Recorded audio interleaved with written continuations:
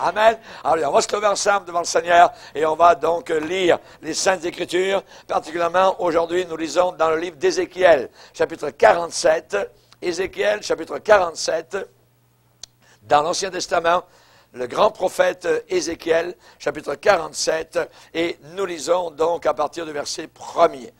Ézéchiel est le prophète le plus coloré de l'Ancien Testament. Amen. Et il a eu une vision assez particulière et il la donne ici dans Ézéchiel chapitre 47. Il me ramena, c'est le Seigneur, il me ramena vers la porte de la maison. Et voici de l'eau sortait sous le seuil de la maison, à l'orient, à l'est, car la face de la maison, la façade, était à l'est, à l'orient. L'eau descendait sous le côté droit de la maison, au midi, c'est-à-dire au sud de l'autel. Il me conduisit par le chemin de la porte septentrionale, c'est-à-dire au nord, et il me fit faire le tour par dehors jusqu'à l'extérieur de la porte orientale. Et voici l'eau coulait du côté droit. Lorsque l'homme s'avança vers l'orient, vers l'est, il avait dans la main un cordeau, et il mesura 1000 coudées, environ 500 mètres. Il me fit traverser l'eau, et j'avais de l'eau jusqu'aux chevilles. Il mesura encore 1000 coudées. Il mesura encore 1000 coudées, et me fit traverser l'eau, et j'avais de l'eau jusqu'aux genoux. Il mesura encore 1000 coudées, et me fit traverser, et j'avais de l'eau jusqu'aux reins. Il mesura encore 1000 coudées, c'était un torrent, que je ne pouvais pas traverser, car l'eau était si profonde, tellement profonde, qu'il fallait y nager. C'était un torrent qu'on ne pouvait traverser. Il me dit, « As-tu vu, fils de l'homme ?» Il me ramena au bord du torrent. Quand il m'eut ramené, voici, il y avait sur le bord du torrent beaucoup d'arbres de chaque côté. Et il me dit, « Cette eau coulera vers le district oriental, descendra dans la plaine et entrera dans la mer. Lorsqu'elle se sera jetée dans la mer, les eaux de la mer deviendront saines. Tout être vivant qui se meut vivra partout où le torrent coulera. Et il y aura une grande quantité de poissons, car là où cette eau arrivera, les eaux deviendront saines, et tout vivra partout où parviendra le torrent. Des pêcheurs se tiendront sur les bords depuis En-Gedi jusqu'à En-Eglahim. On étendra les filets. Et il y aura des poissons de diverses espèces, comme les poissons de la grande mer, et ils seront très nombreux. Ces marais, ces fosses ne seront point assainis, ils seront abandonnés au sel. Sur le torrent et sur ses bords, de chaque côté, croîtront, pousseront toutes sortes d'arbres fruitiers. Leur feuillage ne se flétrira point et leur fruit n'aura pas de fin. Ils mûriront tous les mois parce que les eaux sortiront du sanctuaire. Leurs fruits serviront de nourriture et leurs feuilles de remède. Amen. Alléluia. Seigneur, nous sommes devant toi pour la lecture de ta parole et nous prions qu'elle soit un objet de bénédiction pour chacun de nos cœurs, un remède, un médicament, Seigneur, que ta parole coule dans nos cœurs, que nous puissions la recevoir avec douceur, avec simplicité, Seigneur, et qu'elle puisse opérer en nous des prodiges, des miracles, des changements, Seigneur, un feu, une flamme soit allumée dans nos âmes et que nous puissions te servir de tout notre cœur, de toute notre âme, de toute notre pensée, au nom de ton Fils Jésus. Amen. Et tout le peuple dit Amen. Gloire à Dieu. On peut s'asseoir, frères et sœurs, chers amis. Alors, nous venons de lire une vision qu'a eue le prophète Ézéchiel. Et le prophète Ézéchiel, je le disais, a été, on pourrait dire, le prophète le plus coloré, je dirais le plus imagé de tout l'Ancien Testament. Et il a eu des visions, ce n'était pas la seule. Il a eu d'autres visions dans son livre et il en parle. Parfois, il a eu des visions en 3 dimensions, très colorées, des choses inimaginables que nous ne comprenons pas. Alors, il y a peut-être que nous comprendrons là-haut dans la gloire. Il a eu des visions dans, je dirais, les formes les plus inhabituelles. Y a-t-il eu, je dirais, jamais une vision plus étrange, plus curieuse à voir que celle qui est décrite au premier chapitre d'Ézéchiel? Particulièrement, je vais vous lire, il dit, je regardais, je vis des animaux, et voici, il y avait une roue sur la terre, près des animaux, devant leurs 4 faces. À leur aspect et à leur structure, ces roues semblaient être en chrysolite. Et toutes les 4 avaient la même forme. Leur aspect et leur structure étaient tels que chaque roue paraissait être au milieu d'une autre roue. Imaginez. Et en cheminant, elles allaient de leurs 4 côtés et elles ne se tournaient point dans leur marche. Elles avaient une circonférence et une hauteur effrayantes. Imaginez. Et leur circonférence, et à leur circonférence, les 4 roues étaient remplies d'yeux tout autour. Des yeux sur les roues. Ah, mais, voyez. Quand les animaux marchaient, les roues cheminaient à côté d'eux. Et quand les animaux s'élevaient de terre, les roues s'élevaient aussi. Ils allaient où l'esprit les poussait à aller, et les roues s'élevaient avec eux, car l'esprit des animaux était dans les roues. Quand ils marchaient, les roues marchaient. Quand ils s'arrêtaient, les roues s'arrêtaient. Quand les animaux s'élevaient de terre, les roues s'élevaient avec eux, car l'esprit des animaux était dans les roues. Imaginez, essayez de comprendre ça. Vous voyez, c'est assez difficile. Les roues d'Ézéchiel ont été le sujet de cantiques et de prédications pendant des générations.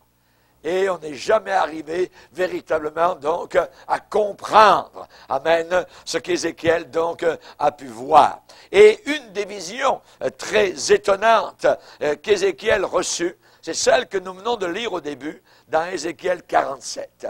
La vision d'une rivière remplie d'eau guérissante. Qui provoque la guérison, qui apporte la guérison. Et ces eaux coulaient à partir du temple du Seigneur.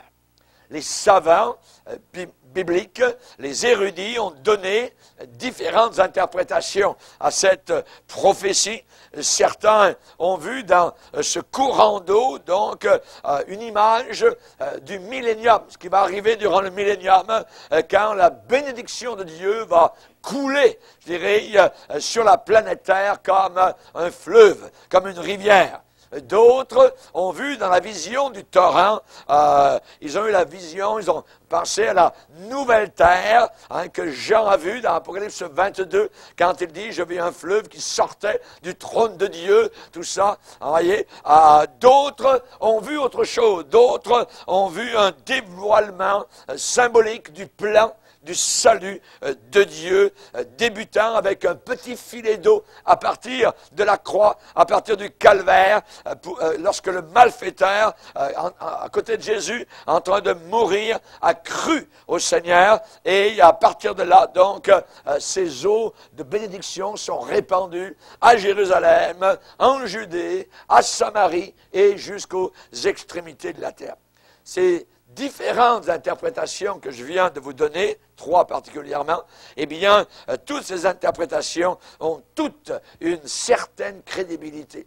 Elles ont toutes une certaine vérité, elles véhiculent donc une certaine vérité. Mais, si on parle juste de façon naturelle, voyez, Ézéchiel a vu un très beau spectacle. Un très beau spectacle dans Ézéchiel 47. Il a vu donc ce fleuve avec des arbres de chaque bord, avec des poissons par milliers à l'intérieur. Et il a vu donc ces eaux qui se jetaient dans la mer morte, qui était morte, et soudain la mer qui était morte est devenue vivante. Et il déclare que partout où ce fleuve passait, c'était la vie. c'était la santé, c'était la joie, c'était quelque chose donc de merveilleux. Alors, en voyant cela, c'est évidemment très beau à voir, vous vous en rappelez, et Ézéchiel l'a écrit. Et ça fait partie du canon des Écritures. Voyez, donc une très belle vision.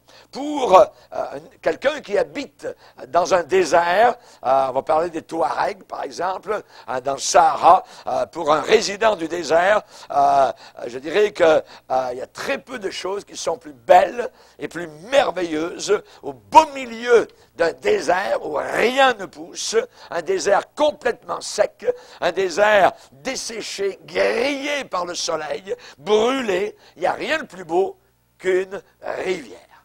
Une rivière, voyez, qui apporte la vie, qui apporte la purification, qui apporte le rafraîchissement. Voyez. Et cette rivière qu'a vue Ézéchiel coulait continuellement, en s'élargissant toujours de plus en plus.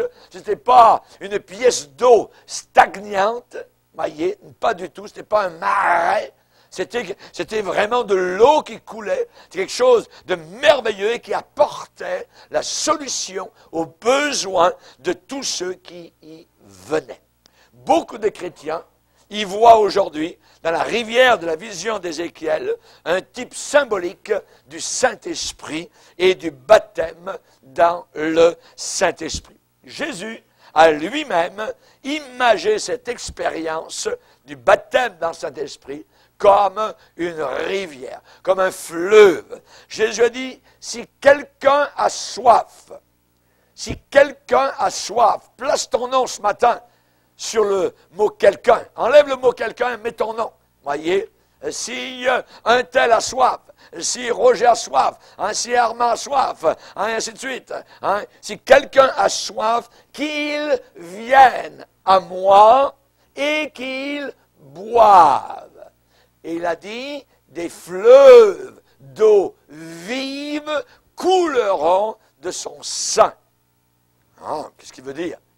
Jean ajoute, si on n'a pas compris, Jésus parlait du Saint-Esprit. Jésus parlait du Saint-Esprit que devaient recevoir ceux qui croiraient en lui. Jésus parlait du Saint-Esprit. Donc, des fleuves d'eau vive couleront de son cœur, couleront de son sang. Maintenant, d'où vient-elle cette rivière? Où est-ce qu'elle prend sa source? Elle prend sa source à la maison de Dieu. Regardez, le mot maison revient 4 fois dans le premier verset. Ézéchiel 47, verset 1er, il me ramena vers la porte de la maison. Et voici de l'eau sortait sous le seuil de la maison, à l'Orient, car la face de la maison était à l'Orient. L'eau descendait sous le côté droit de la maison. Le Saint-Esprit nous montre vraiment que c'est de la maison de Dieu que sort, voyez, que vient l'Esprit du Seigneur. Ézéchiel a vu sortir le début de cette rivière, le commencement de cette rivière, depuis le seuil du temple de Dieu, depuis la maison de Dieu. Jean-Baptiste a parlé du baptême dans le Saint-Esprit que Jésus allait donner. Et il a dit, moi je vous baptise dans l'eau, dans le Jourdain, pour vous amener à la repentance. Mais celui qui vient après moi, lui, il vous baptisera du Saint-Esprit et de feu. Il vous plongera dans le fleuve de l'Esprit et vous serez enflammés pour le Seigneur. Jésus, lui-même, avant de remonter au ciel, a parlé de cette expérience merveilleuse. Dans Actes 1er chapitre, et il en parle, avant de remonter au ciel, il a dit particulièrement à ses disciples, cette phrase que nous trouvons donc au verset 4, Actes des Apôtres, 1er chapitre, verset 4, comme Jésus se trouvait avec eux, il leur recommanda de ne pas s'éloigner de Jérusalem, mais d'attendre ce que le Père avait promis, ce que je vous ai annoncé, leur dit-il, car Jean-Baptiste a baptisé d'eau, mais vous, dans peu de jours, vous serez baptisés du Saint-Esprit. Quand est-ce que c'est arrivé? Le jour de la Pentecôte. Le jour de la Pentecôte, donc, c'est arrivé quelques semaines après la remontée de Jésus vers le ciel. le Seigneur Jésus a envoyé son Saint-Esprit. Et là, ils ont été bénis. Il y a eu feu, flamme, il y a eu vent, il y a eu parler en langue, il y a eu évangélisation, il y a eu, je dirais, ils sont passés par tous les états de leur âme. Cette journée-là, c'était quelque chose de merveilleux. La peur a disparu, la crainte est partie. Hein, ils ont fait face au monde ennemi, au monde religieux, à Satan, aux scorpions, ainsi de suite. Et ils n'avaient aucune peur parce que maintenant, ils venaient d'être remplis du fleuve d'eau de la vie, du fleuve du Saint-Esprit. Amen. La source, eh bien, chers amis, elle vient de la maison de Dieu. Elle vient de la maison de Dieu. La rivière ne vient pas des hommes, elle vient de Dieu. Amen. Aujourd'hui, dans l'Église de Dieu, on cherche à avoir de la puissance par des moyens, des ficelles humaines. Voyez, par des motivateurs, par ceci, par cela. Non, à la Pentecôte, dans Acte 2, il est dit, il vint du ciel. L'origine de l'envoi du Saint-Esprit, c'était le ciel. Il vint du ciel. Un bruit, voyez. Les flammes sont venues du ciel. L'approbation de Dieu est venue d'en haut. Et tout ce qui est de l'Esprit ne vient pas de la terre, mais vient d'en haut, vient du ciel. Amen. La rivière vient de Dieu. Sur l'autel, dans le temple de l'Ancien Testament, il y a des millions d'Israélites qui ont déposé leurs sacrifices pendant des siècles. Les autels en Israël étaient remplis de sang, étaient rouges de sang par les sacrifices, les agneaux, les boucs, les bœufs, ainsi de suite. Voyez, qui étaient offerts, les tourterelles, les oiseaux, voyez, qui étaient offerts, des sacrifices sanglants. S'il n'y a pas de sang qui coule, il ne peut pas y avoir de pardon.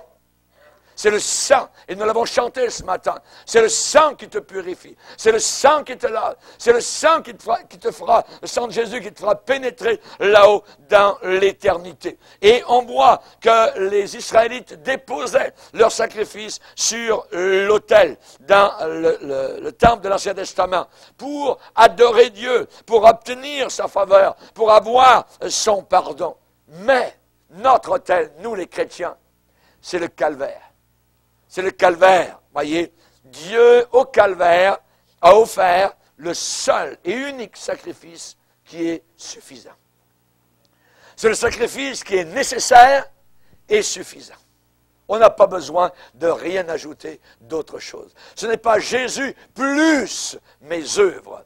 Il y a un verset qui est assez particulier dans la Bible où il est dit « Christ est la fin de la loi ». Christ est la fin de la loi. La loi, c'est terminé pour nous chrétiens. Nous sommes maintenant sous une nouvelle présentation, quelque chose de tout nouveau, une alliance nouvelle, fraîche, la grâce de Dieu. Faveur non méritée.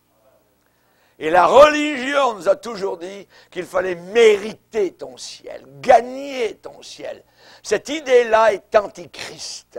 Elle est anti-Dieu, anti-biblique, parce que Christ est la fin de la loi. Christ est la fin de la loi. La loi est finie. Amen. Amen. Maintenant, je crois simplement. Je n'ai rien à faire. J'ai simplement à croire, à bénir Dieu, à le louer et à le servir de tout mon cœur pendant le temps qu'il me reste à vivre sur la planète Terre. Alléluia. Merci Seigneur. Dieu a offert le seul sacrifice, tout suffisant.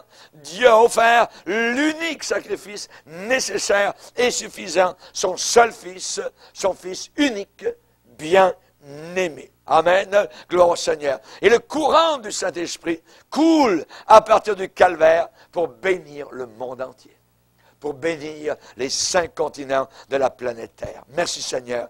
Ne jamais oublier que cette vie que nous avons, nous chrétiens, vie remplie du Saint-Esprit dont nous jouissons, eh bien cette vie a coûté quelque chose à Dieu. Elle a coûté quelque chose à Dieu. Le prix, c'est le calvaire. Le prix, c'est le calvaire. Ne parlez jamais avec légèreté du baptême dans le Saint-Esprit. Ne refusez jamais, je dirais, une vie remplie du Saint-Esprit. Ça vient de Dieu. Ça a été payé par le sang de Jésus-Christ à la croix du Calvaire. N'oubliez jamais que ce n'est pas par des choses périssables, par de l'argent ou de l'or, que vous avez été rachetés de la vaine manière de vivre, que vous aviez hérité auparavant de vos parents, mais vous avez été rachetés par le sang, pas uniquement le sang, mais le Saint-Esprit ajoute le sang précieux, le sang qui a du prix, le sang qui a payé, hallelujah, qui a coûté quelque chose au Seigneur pour que nous puissions vivre cette vie merveilleuse, le sang précieux de Jésus-Christ. Quelles sont les bénédictions de cette rivière? Amen. C'est un fleuve, c'est un torrent. Employez le mot que vous voulez, voyez, c'est quelque chose qui coule. Amen. Et la bénédiction de ce baptême dans le Saint-Esprit, eh bien, ces bénédictions qui nous viennent du baptême dans le Saint-Esprit sont identiques à celles de la rivière qu'Ézéchiel a vue dans sa vision. Il dit que cette rivière, ce fleuve, ce torrent apportait la vie. Apportait la vie. Vous avez déjà vu, un jour j'ai vu dans un ancien quartier où nous habitions, un arbre mort. Et cet arbre mort me gênait. Vous voyez, j'aurais voulu arriver la nuit avec une scie, et le scier et l'enlever. J'aime pas la mort. Amen. Moi, j'aime la vie. Amen. Et on aime voir des arbres en vie. Amen. Un arbre mort, il est là au milieu des arbres vivants, et on dirait qu'il ne fit pas dans le paysage. Vous voyez, ça ne coordonne pas vraiment. Eh bien, la parole de Dieu nous dit que là où le fleuve coulait, c'était des arbres. Et des arbres vivants, des arbres remplis de vie, des arbres verdoyants, où il y avait beaucoup d'oiseaux à l'intérieur, il y avait de la vie, voyez. Et évidemment, donc, ce fleuve apporte, premièrement, la vie. Je ne sais pas si vous avez déjà été dans l'Arizona. L'Arizona, c'est vraiment désertique en certains endroits. Et dans la région désertique de l'Arizona, il n'y a aucun problème à détecter où coulent les rivières. C'est très facile, voyez. Vous pouvez voir les rivières de très très loin, des kilomètres. Pourquoi? Parce que vous ne voyez pas la rivière, mais vous voyez les arbres. Il y a des arbres tout le long, des arbres verts, en plein désert. Ça veut dire qu'il y a une rivière qui coule au milieu du désert. Les arbres sont là, des rangées d'arbres, tout verts, et il y a de la végétation tout le long, donc, de ces rivières. Le Nil, en Égypte, à beaucoup d'endroits, c'est le désert. Mais là où coule le Nil, il y a des jardins, on cultive une récolte, 2 récoltes, 3 récoltes par année, parce que c'est le Nil qui coule en plein désert. Même chose pour l'Euphrate, voyez, qui coule au travers donc de l'Irak. Et pourquoi? Parce que l'eau apporte la vie. L'eau apporte la vie. Et évidemment, donc, la rivière de Dieu apporte la vie. Ce n'est pas suffisant d'aller à l'église. Il faut aller dans une église où il y a la vie. On peut aller dans des églises mortes. Et là, vous allez mourir. Si vous avez un peu de vie, vous allez mourir comme les autres. Voyez? Et il faut alors faire autre chose. Il faut se dégager quelque part. Et je veux avoir la vie. Il faut que je trouve la vie. Il faut que je ne veux pas mourir, évidemment, avec des supposés chrétiens. Je veux avoir la vie du Seigneur. Et la vie, donc, fleurit en abondance là où coule la rivière. Sous le même soleil qui brûle le désert, il y a la vie. Amen, avec la rivière, avec les arbres, avec la végétation, avec les petits jardins égyptiens à côté du Nil, tout ça, parce que l'eau apporte la vie. C'est un symbole spirituel. Vous relisez la vision d'Ézéchiel 47, c'est exactement cela. Voyez, la vie spirituelle débute à la nouvelle naissance. Vous savez, les païens, avant, quand on témoignait aux païens, on leur parlait de vie spirituelle. Ils commençaient à vie spirituelle, tout de suite, c'était les chrétiens, la Bible, tout ça. Maintenant, non, ils n'ont plus peur. Parce qu'ils ont une sorte de vie spirituelle, voyez, avec yoga, avec méditation, avec ceci, avec cela, voyez. Ils ont emprunté, voyez, ils ont mélangé les mots qui appartiennent au christianisme pour parler de leur vie spirituelle. La vie spirituelle avec les bouddhistes, la vie spirituelle avec les hindous, ainsi de suite, voyez. Évidemment, cela ne correspond pas à la vie spirituelle authentique qui commence vraiment pour le chrétien à la nouvelle naissance.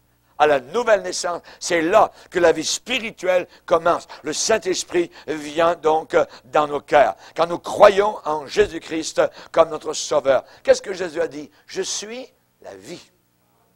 Je suis la vie. Il apporte la vie. Nous étions morts auparavant, dans nos péchés, dans nos offenses.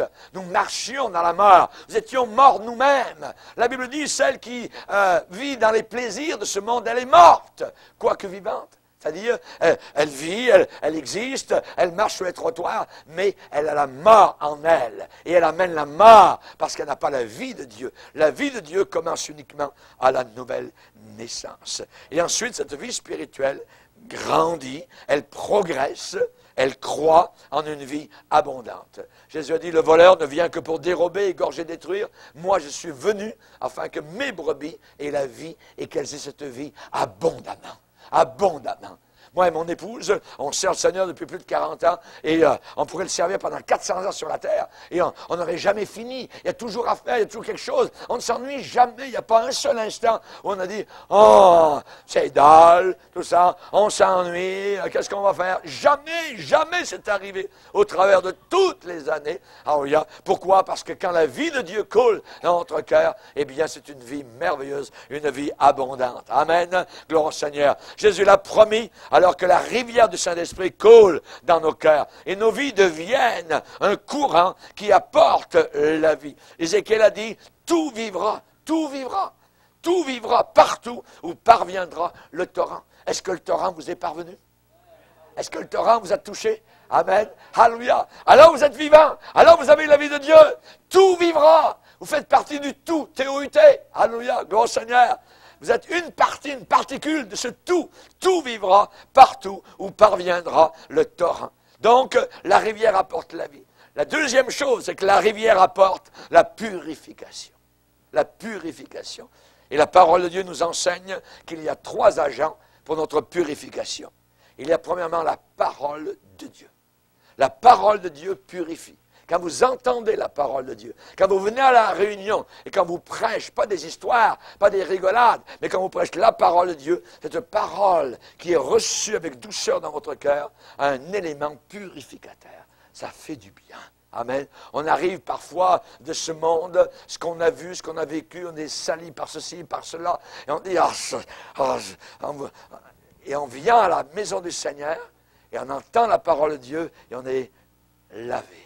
On est purifié par cette parole qui nous fait tant de bien. Amen. Alléluia. La parole de Dieu purifie. Jésus lui-même a dit dans Jean 15, verset 3, il va dire, « Déjà vous êtes purs à cause de la parole que je vous ai annoncée. » Déjà vous êtes purs à cause de la parole que je vous ai annoncée. La parole de Dieu a un élément purificateur. Dans la prière sacerdotale de Jésus, dans Jean 17, Jésus va dire, hein, « Je ne t'ai pris pas de les ôter du monde, mais de les préserver du mal. Je leur ai donné ta parole, et le monde les a haïs, parce qu'ils ne sont pas du monde, comme moi, je ne suis pas du monde. » Et au verset 17, « Sanctifie-les par ta vérité. » Ta parole est la vérité. La parole nous sanctifie. La parole nous met à part. La parole nous fait du bien. On est un peuple à part. On est un peuple particulier. Nous vivons de la parole de Dieu. Nous vivons, alors il y a non pas uniquement de pas naturel, mais de toute parole qui sort de la bouche du Seigneur. Deuxième élément qui nous purifie véritablement, c'est le sang de Jésus. C'est le sang de Jésus. N'oubliez jamais le sang de Jésus. Aujourd'hui, dans beaucoup d'églises évangéliques, on ne parle plus du sang. On ne croit plus au sang. Nous sommes des gens qui croyons au sang de Jésus. Ce livre est rempli de sang. Cette Bible est toujours une Bible rouge. La première Bible que j'ai voulu acheter quand j'avais 21 ans, c'est une Bible avec une couverture rouge. J'ai demandé au pasteur, est-ce que vous avez dans votre comptoir de librairie une Bible rouge?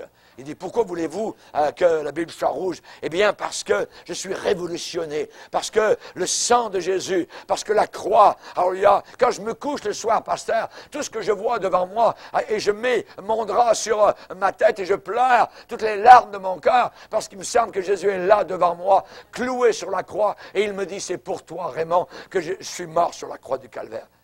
Est-ce que vous avez une Bible rouge? Il dit, oui, regardez. Et ma première Bible a été rouge. Amen. Gloire au Seigneur. N'enlevez jamais le sang de ce livre-là. Amen. Le sang de Jésus nous purifie de tout péché. Plus que cela, le sang de Jésus nous purifie d'autres choses. Lisez avec moi dans Hébreux. Hébreux, chapitre 9, verset 14.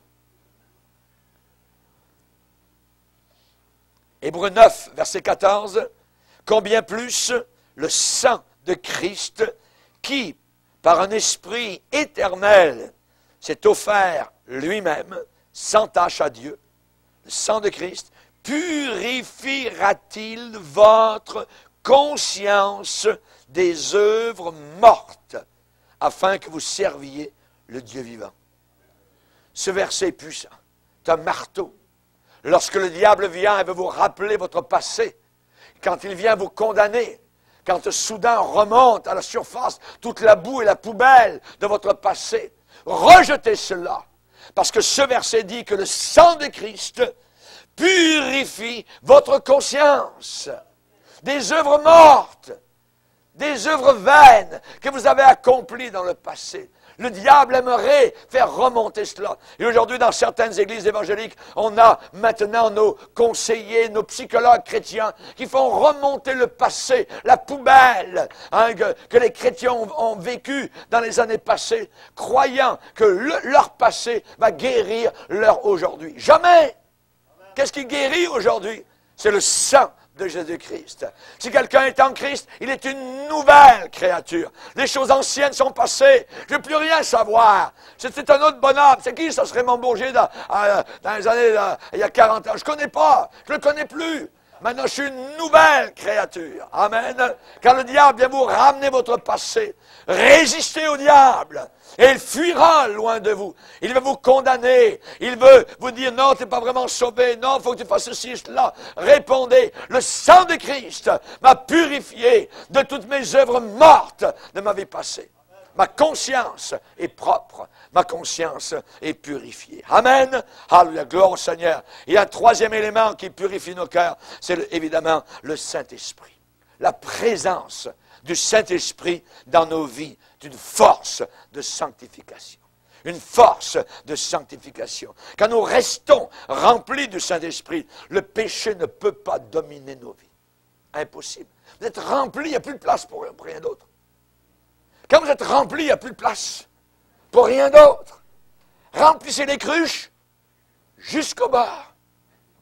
Ils les remplirent jusqu'au bord à Cana. Rappelez-vous. Ils les remplirent jusqu'au bord. Soyez remplis de l'Esprit jusqu'au bord. Il n'y aura pas de place pour autre chose. Il n'y aura pas de place pour le péché. Vous serez remplis de l'Esprit. Amen. Soyez remplis de l'Esprit. Et la Bible dit, le péché n'aura pas de pouvoir sur vous, puisque vous êtes non plus sous la loi, mais vous êtes maintenant sous la grâce de Dieu. Alléluia. Il faut faire comme Naaman. Naaman est venu, il était lépreux, il avait des lèpres partout. C'était un grand commandant en chef de l'armée syrienne. Et il est venu en Israël, et le prophète lui a dit, même pas sorti de la maison, il lui a fait dire par un autre, va te laver 7 fois dans le fleuve du Jourdain. Ah, voyons donc, me laver 7 fois dans le fleuve du Jourdain, ça n'a pas de sens. Voyez, il n'est même pas sorti, il n'est même pas venu, moi, je suis un grand chef d'armée, tout ça. Voyez, son orgueil. L'homme de Dieu voulait l'humilier, voulait le rendre petit, pour qu'il puisse recevoir de Dieu. Quelqu'un qui est orgueilleux ne peut rien recevoir de Dieu. Il faut venir devant Dieu de façon humble. Dieu n'est pas redevable envers nous pour rien, pour quoi que ce soit. Il ne nous doit rien du tout. C'est nous qui lui devons absolument tout. Amen. Alléluia. Et finalement, un de ses serviteurs lui a dit, bon, si tu avais demandé quelque chose qui était dur, est-ce que tu l'aurais fait? Ouais. Ben, il te demande seulement d'aller te laver 7 fois dans le fleuve du Jourdain. Ouais, mais le fleuve du Jourdain, c'est un fleuve sale. C'est de la boue, ça charrie de la boue. C'est aller me laver avec ma lèpre, voyez, là-dedans. Dans mon pays, il y a des grands fleuves. Ils sont propres, ils sont purs, ainsi de suite. Et venir ici en Israël, me laver dans cette boue du Jourdain. Vas-y. Tu peux repartir chez toi malade, ou alors tu peux obéir et repartir guéri. Et finalement, l'homme a enlevé son armure et les gens ont dit « Oh, Regardez les lépreux, tout ça. N'ayez pas peur de venir au pied de la croix et d'enlever votre armure, d'enlever votre couverture et dire oui, je suis un lépreux, oui, je suis un pécheur, oui, j'ai fait ceci, oui, j'ai fait cela. Et descendez, descendez dans le fleuve qui est rempli, non pas de boue, mais de sang. Alors il y a le fleuve de sang, là où Jésus-Christ a vraiment payé le prix, et vous ressortirez complètement guéri. Complètement guéri. Et la 7e fois, l'homme de Dieu avait dit 7 fois. Et il se relevait, il descendait dans le fleuve du Jourdain. Il avait la lèpre. 2 fois. Mais l'homme de Dieu avait dit 7 fois. Et 7 fois est le chiffre parfait, bibliquement parlant. Et il devait vraiment descendre plusieurs fois dans le fleuve du Jourdain. Et à la 7e fois, quand il est sorti du fleuve, il n'y avait plus rien, rien du tout. La lèpre était totalement disparue. C'est quelque chose de merveilleux. Et je vous dirai que nous devons venir au pied de la croix. Et de la croix, le fleuve coule. Et ce fleuve est rouge, rouge sang. Plongez-vous dans la fontaine de sang et vous ressortirez complètement guéri, pardonné, libéré. Le sang de Jésus nous purifie de tout péché, de tout péché. Tout péché, quel qu'il soit. Ouais, mais Dieu ne peut pas me pardonner. J'ai trop fait dur, ainsi de suite, j'ai fait ceci. Non, il pardonne tout. Tout. Alléluia. Viens à lui, alléluia, tel que tu es. Et le Seigneur pardonne absolument tout péché. Que Dieu soit béni. La rivière apporte aussi le rafraîchissement. Le rafraîchissement. Combien nous avons besoin d'être rafraîchis. Vous entendez les nouvelles autour de vous? Mes amis, vous dites, mais ça va durer combien de temps, ça? Voyez? Ça va continuer à s'amplifier. Ça va continuer à monter d'une façon exponentielle. Ça va être de plus en plus terrible, ce que vous allez entendre. C'est un désert. Mais nous avons un fleuve. Nous avons un rafraîchissement. Alléluia. Nous grandissons, nous sommes dans la joie. Alléluia. Alors que tout autour de nous est en train de s'écrouler. C'est un miracle. C'est un miracle de Dieu. Et la rivière qu'Ézéchiel a vue coulait continuellement. L'eau était toujours fraîche, toujours vitalisante, toujours tonifiante, pure, rafraîchissante, fortifiante. Ce n'est pas de l'eau qui dort. Non, non, non, non.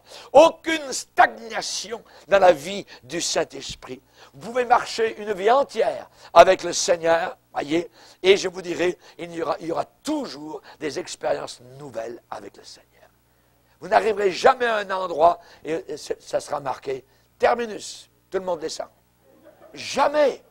Jamais. Il y aura toujours quelque chose de merveilleux avec le Seigneur. Il y aura des nouvelles expériences, toutes fraîches, remontantes, vivifiantes, comme une biche soupire après les eaux. Mon âme soupire après toi, Seigneur, disait David. Jésus a dit, si quelqu'un a soif, qu'il vienne à moi.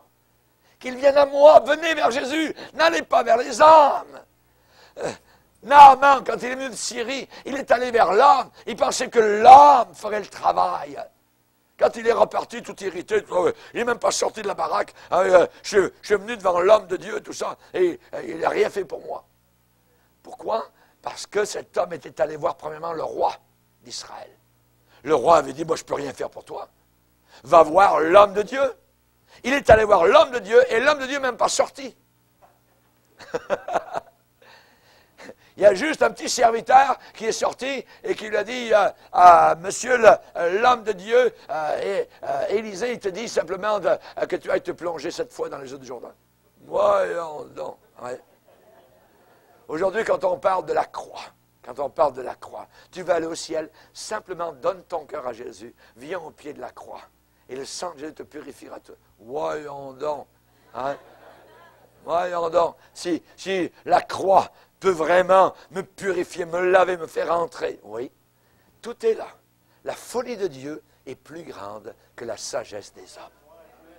La folie de Dieu, amen, c'est une folie merveilleuse, folie d'amour à la croix de Golgotha. Il nous a donné son meilleur, son fils, né d'une vierge, pensez-y.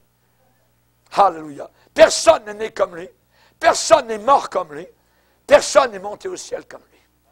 Alléluia. Ne croyez pas que Mohammed est monté au ciel sur un cheval, tout ça. Jamais de la vie. C'est un gros mensonge. Ne croyez pas que Marie, l'Église catholique dit que Marie, l'Assomption, elle est montée au ciel avec son corps. Jamais de la vie. Jamais.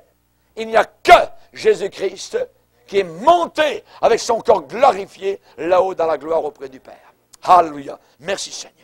Merci Seigneur. Heureux ceux qui ont faim et soif de justice, car ils verront Dieu. Car ils verront Dieu. Vous vous rappelez l'histoire de Samson, cet homme utilisé par le Seigneur à une époque. Après une grande bataille, il est dit que Samson était pressé par la soif. Il s'était tellement battu avec une mâchoire d'âne contre les Philistins. Il avait soif. Il était tout mouillé de sueur. Il avait perdu 5 litres d'eau. C'était terrible. Est-ce qu'il y a de l'eau quelque part? Vous voyez? Il avait juste des corps morts autour de lui. Dieu lui avait donné la force pour vaincre les ennemis. Il est dit, pressé par la soif, il invoqua le nom de l'Éternel. Et Dieu fendit la cavité du rocher qui est à Letchi. Et il en sortit de l'eau. Et Samson but. Son esprit se ranima et il reprit vie. Et la Bible dit, c'est à cause de cela qu'on a appelé cette source En-Akoré. En-Akoré. Et la Bible ajoute, elle existe encore aujourd'hui. Elle existe encore aujourd'hui à Letchi. Et j'aimerais vous dire, elle existe encore aujourd'hui à Golgotha. Le rocher Christ a été fendu. Amen. Percé. Les mains, les pieds, le côté. Le soldat romain a pris la lance et il en sortit de l'eau et du sang. Alléluia. La Bible dit que cette source existe encore aujourd'hui. Il en sortit de l'eau sans son but. Son esprit se ranima. On reprend vie. Il reprit vie. Alléluia. Combien de chrétiens sont lassés, fatigués? Alléluia. Venez à Christ. Venez à Jésus. Buvez. Buvez. Soyez restaurés. Reprenez vie. Vos pensées vont se ranimer. Envoie la puissance sur ton peuple, Seigneur. La puissance d'autrefois. Et la rivière, elle s'élargit. Toujours, toujours, de plus en plus. Lorsque Ézéchiel a dit, la rivière se creusait de plus en plus.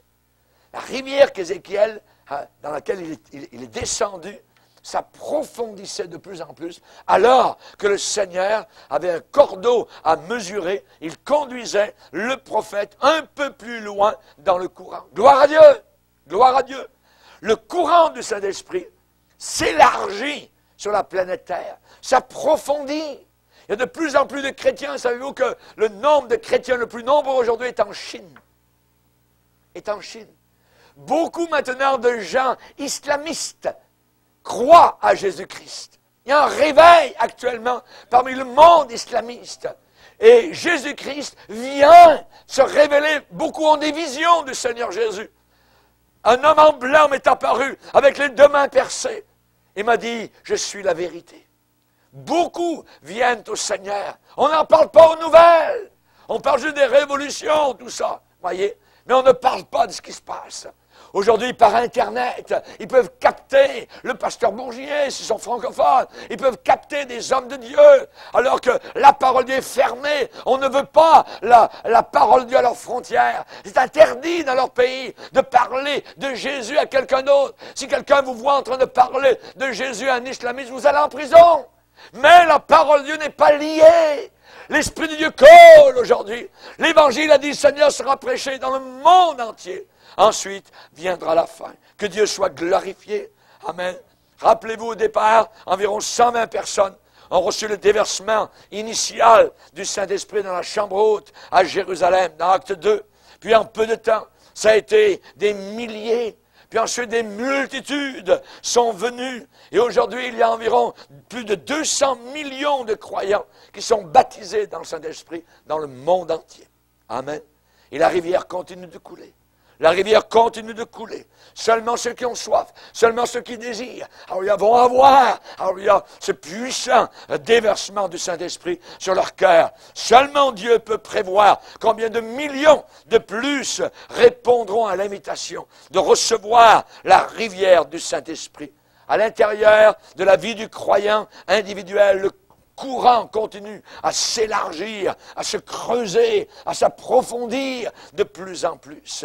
Vous savez, le baptême dans le Saint-Esprit, ce n'est pas le but, ce n'est pas le sommet de la vie spirituelle, ce n'est pas l'apogée de la vie spirituelle de quelqu'un, mais c'est une expérience avec Dieu qui s'approfondit toujours plus, qui s'élargit de plus en plus, qui est de plus en plus pénétrante, qui devient plus intense, plus profonde. Et le prophète a dit, le Seigneur m'emmena dans ce courant.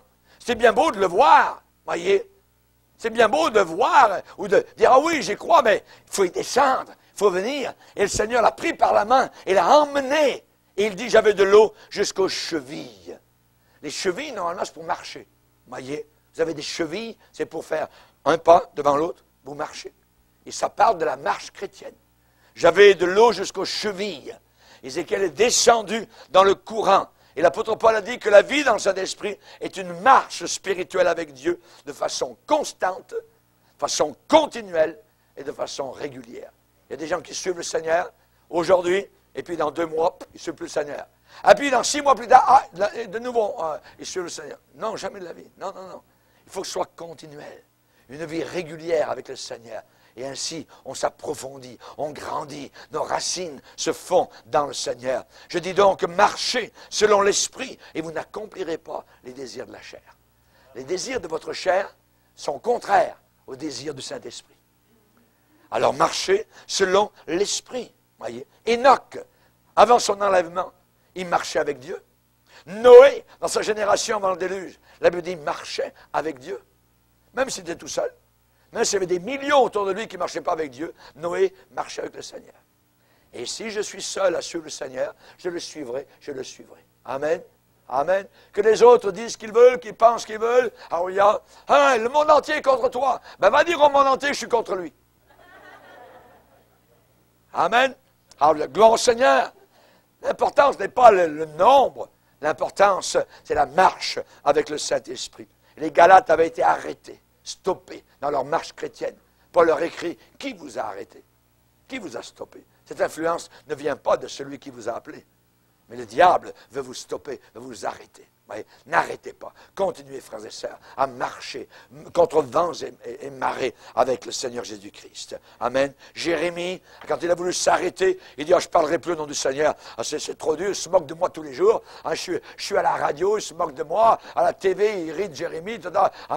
Pour imager, évidemment.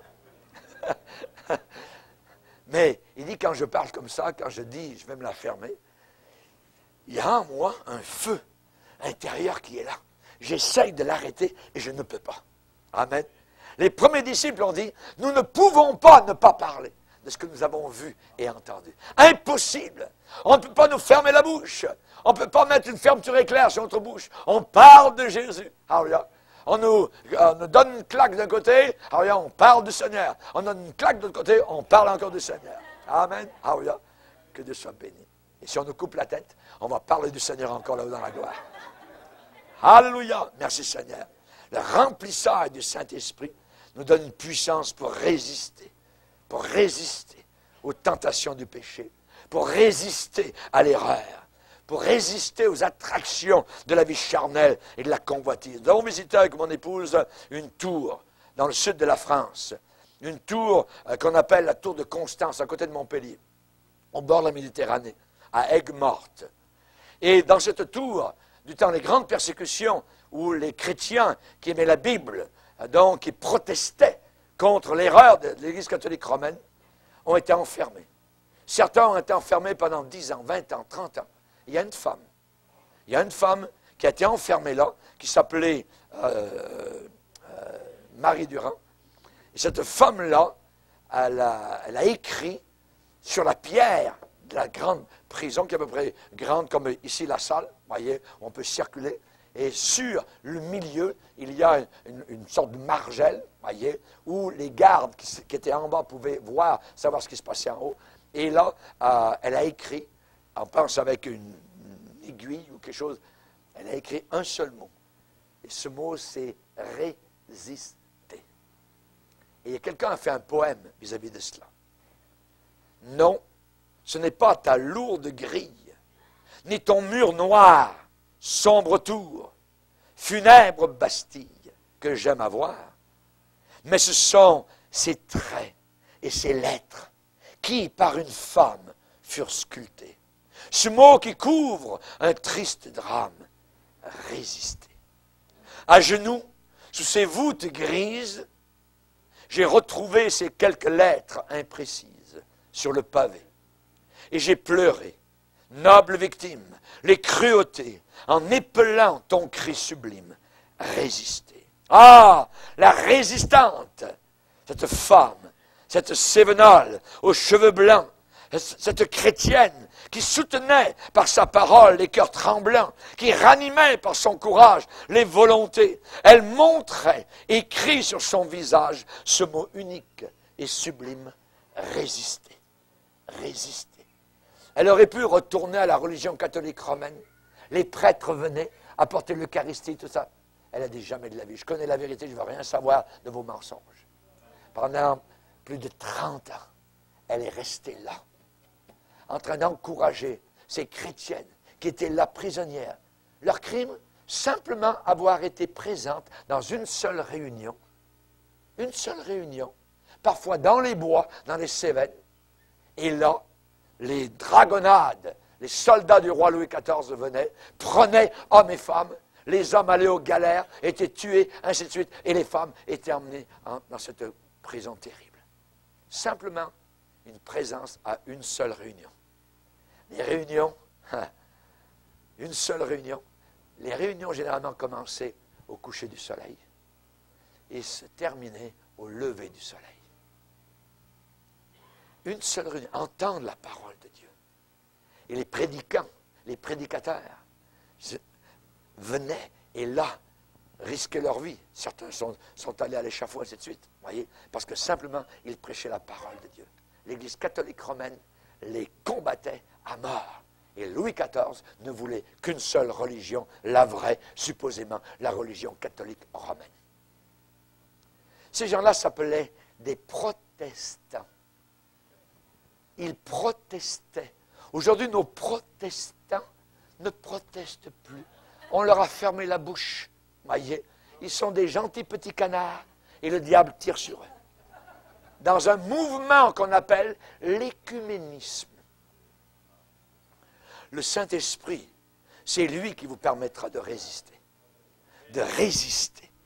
L'Église catholique romaine n'a jamais changé au travers des siècles. Le dernier pape vient de dire actuellement que la seule religion véritable autour de la terre est la religion catholique romaine. Il le redit. Chers amis, j'aimerais vous dire qu'on a besoin d'avoir de l'eau, pas uniquement jusqu'aux chevilles, mais jusqu'aux genoux. Le Seigneur l'a emmené jusqu'aux genoux. On parle ici de prière. On parle ici de plier les genoux. Et ensuite, le Seigneur l'a amené encore plus loin. Et il dit, j'avais de l'eau jusqu'aux reins. Et les reins nous parlent de force, de promptitude à servir, de motivation. Alléluia. La Bible déclare que je suis celui qui sonde les reins et les cœurs. Pourquoi j'aime le Seigneur? Pourquoi je sers le Seigneur? Quelles sont mes raisons, ma motivation? Les reins. J'avais de la force, j'avais de l'eau jusqu'au rein. Ça commence à devenir assez fort quand vous avez de l'eau jusqu'au rein et ça coule tout autour de vous et boum, vous êtes quasiment emporté. Mais le Seigneur le dit, va plus loin. Et là, Ézéchiel dit, il fallait nager. Je ne pouvais plus. Ouf. Hop, là, c'est plus la position comme ça, voyez, verticale, c'est la position horizontale. Il fallait nager. Quand vous nagez, voyez, vous savez nager? Voyez? Amen. Oui, plusieurs, gloire à Dieu. Voyez, vous étendez simplement vos bras, et vous bougez légèrement vos jambes, et l'eau vous porte. Et de plus en plus, nous les chrétiens de la fin des temps, il va falloir apprendre à nager, à s'abandonner littéralement entre les mains du Seigneur. Je ne sais pas ce qui va m'arriver, je ne sais pas comment je vais en sortir, je ne sais pas. Mais Seigneur, il faut que je nage dans ta présence, que je m'abandonne. Amen. Gloire au Seigneur. Il fallait nager dans ces eaux. Là, nous arrivons à un lieu d'abandon total, complet au Saint-Esprit. Ézéchiel va dire, c'était un torrent que je ne pouvais pas traverser. L'eau était si profonde qu'il fallait y nager. J'aimerais terminer en vous disant que personne n'a épuisé tout ce qui existe dans la vie remplie du Saint-Esprit. Il y a des choses merveilleuses que le Seigneur encore en réserve pour chacun d'entre nous. À nous de marcher, à nous d'avancer, de ne pas avoir peur et de nager. On n'a plus pied, voyez. Quand vous nagez, vous n'avez pas les pieds en bas, vous avez les pieds en haut, voyez. Et là, l'eau vous porte, la parole de Dieu vous portera, l'Esprit vous portera. Ils ont besoin de demander cela au Seigneur. Levons-nous devant le Seigneur en terminant. Alléluia.